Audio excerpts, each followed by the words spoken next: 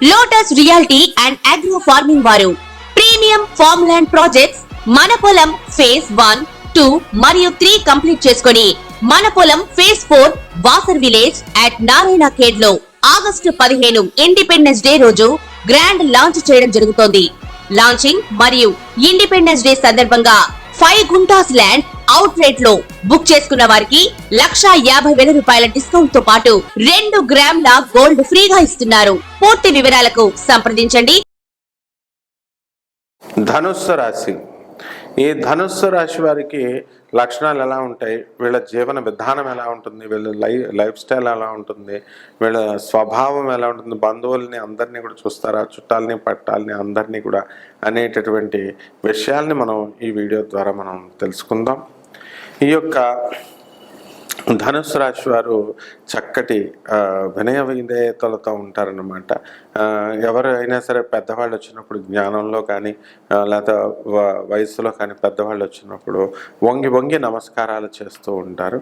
అంతేకాదు వీళ్ళు ఎప్పుడైనా సరే బయటికి ఎక్కడికైనా సరే వెళ్ళినప్పుడు కాషాయ బట్టలు కనబడితే చాలు అనమాట, తలకి నామాలు ఉంటే చాలు, వీళ్ళు వెంటనే వెళ్ళేసి వాళ్ళని పట్టుకొని వాళ్ళకి నమస్కారాలు పెడుతూ ఉంటారు. అంటే వినయం ఎక్కువగా ఉండేటటువంటి రాశి అన్నమాట ఇది.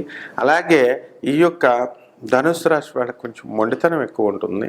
వీళ్ళకి మొండితనం ఎక్కువగా ఉంటుంది. వీళ్ళు అనుకున్నది సాధించాలి, సక్సెస్ అవ్వాలి అనేటటువంటి కసితో వీళ్ళు వర్క్ చేస్తూ ఉంటారు. మంచి హుషారుతనము ఉంటుంది, మంచిగా చలాకీగా వీళ్ళంతా కూడా మూమెంట్ అనేటటువంటిది ఉంటుంది.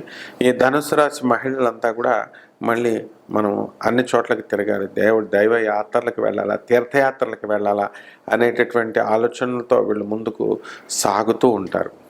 అలాగే ఈ ధనుస్సు రాశి వాళ్ళ గుళ్ళు గోపురాలకు వెళ్ళినా సరే మీకు అక్కడ ఎవరో ఒకళ్ళు మిమ్మల్ని పటాయించడం అనేటటువంటిది అక్కడ జరుగుతూ ఉంటుంది ధనుస్సు రాశి వాళ్ళకి.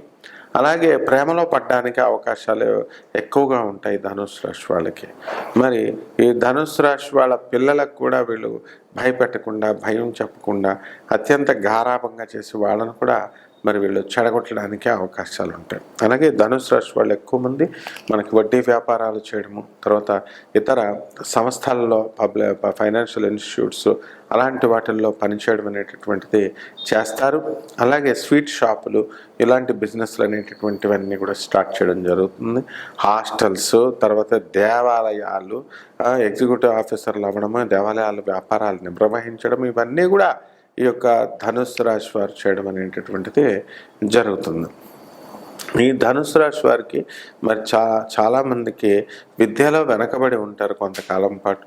ఆ తర్వాత వయసు పెరిగే కొద్దీ ఏదో ఒక జీవనోపాధి కోసం ఒక వృత్తిలో చక్కటి ప్రావీణ్యత అనేటటువంటిది వీళ్ళు సంపాదించుకొని ముందుకు దూసుకొని వెళ్ళిపోవడం అనేటటువంటిది జరుగుతుంది. అయితే మీ పిల్లల్ని గుడ్డిగా వృశ్చిక రాశి వారి మాదిరిగా మీరు కూడా నమ్మడం అనేటటువంటిది జరుగుతుంది. ఇలాంటివన్నీ కూడా నమ్మకుండా మనం చూసుకోవాలా. పిల్లల్ని నమ్మొచ్చు కానీ పిల్లల వయసును మాత్రం నమ్మకూడదు అనేటటువంటి సూత్రంతో మీరు ముందుకు వెళ్ళాలి. అంతేకాని మా అమ్మాయి ఫ్రెండ్స్ పిలుస్తున్నారు, మా అమ్మాయి ఫ్రెండ్స్ కలెక్టర్ కొడుకు, మా అమ్మాయి ఫ్రెండ్స్ మినిస్టర్ల కొడుకులు అనుకుంటే ఏమి ఉండదన్నమాట. వాళ్ళ జీవితాలు మీరే నాశనం చేసినటువంటి వాళ్ళు అవుతారు.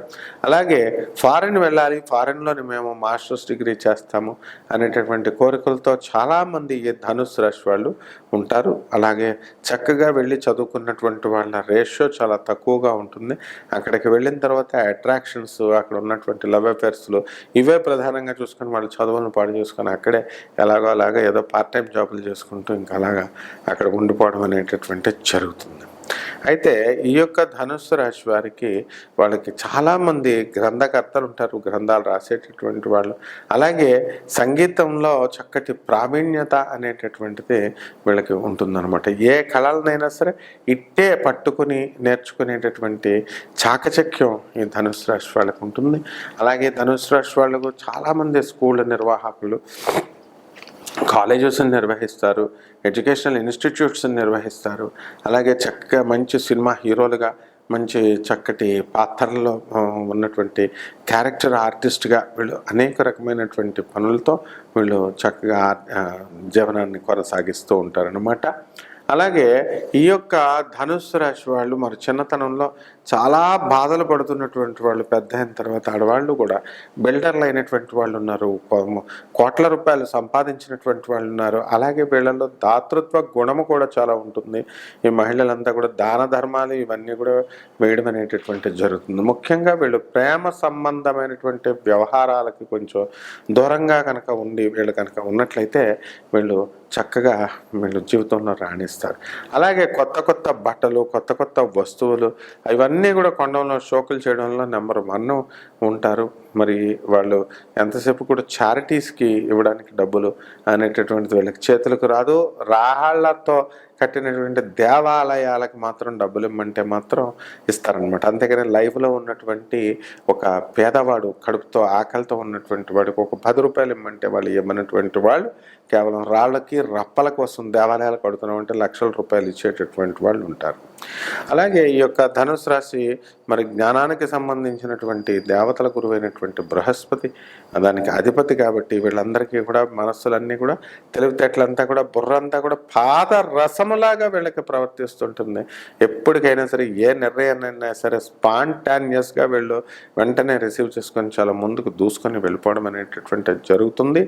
అలాగే ఈ యొక్క ధనుస్సు రాశికి సంబంధించినటువంటి వ్యాపారాలు ఏమిటంటే చక్కగా దూరంగా కాళ్ళ ఫారాలు, తర్వాత కూరగాయలు, ఈ యొక్క ఆవు, దూడ ఇలాంటివన్నీ కూడా పెంచుకోవడం ద్వారా అనేకమైనటువంటి లాభాలు రావడానికి అవకాశాలు ఉంటాయి. శుభమస్తు. రెమెడీస్. ఈ యొక్క రాశి వారికి మనం రావి చెట్టు చుట్టూ 21 రోజుల పాటు 108 ప్రదక్షిణాలు చొప్పున చేయాలి. నీళ్లను రావి చెట్టు చుట్టూ నీళ్ళకు పొయ్యాలి. దూరంగా దీపాన్ని పెట్టండి. అగరత్తుల పొగ కూడా దూరాన్ని చూపించి దీపారాధన చేసిన తర్వాత అక్కడ ఆ రావి చెట్టు మొదల్లో కూర్చొని ఆ నీడలో జపం చేసుకోవాలి. ఓం శరవణ భవ అనేటటువంటి మంత్రంతో, ఓం నమఃశివాయ అనేటటువంటి మంత్రంతో మీరు జపం చేసుకోవాలా. ఎన్ని మాలలు తిప్పాలా? మనము మాలకి 108 చొప్పున, మరి కనీసము ఒక 5 మాలలైనా తిప్పాలి. తర్వాత మరి పరమేశ్వరుడైనటువంటి ఈ యొక్క శివలింగానికి చక్కగా మీరు ప్రతి సోమవారము వెళ్ళి శివుడి చుట్టూ ప్రదక్షిణాలు చేసి ఆ తర్వాత శివుడి పైన ఓం నమఃశివాయ అనేటటువంటి మహామంత్రంతో మీరు అభిషేకం చేయాలి. శుద్ధోదకం మామూలు నీళ్లతో. దీనికోసం ఎవరిని పంతులు గారుల కోసం వెతుక్కోక్కర్లేదు, వాళ్ళకి డబ్బులు ఇవ్వాలేమో అని భయం అక్కర్లేదు. మీకు మీరే నీళ్లు పోసుకోండి. మారేడాకు కనుక దొరికితే అది తీసుకెళ్ళి పరమేశ్వరుడి పైన పెట్టండి.